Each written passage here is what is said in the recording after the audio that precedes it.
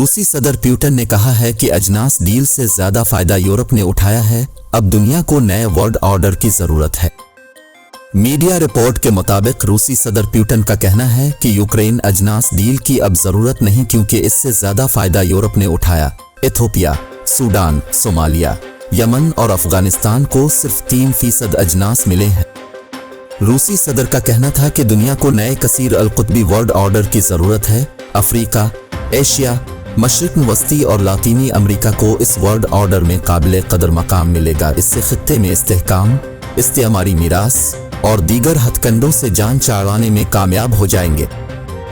उन्होंने कहा कि आलमी सूरत हाल का तकाजा है कि नया ट्रांसपोर्ट और लॉजिस्टिक सिलसिला हो, मालियाती और इक्तिसादी निज़ाम हो और बाहमी तौर पर ऐसे तस्फिये मुमकिन बनाए जाएं जो नामुवाफिक बैरूनी असरात से महफूज और आज़ाद हों।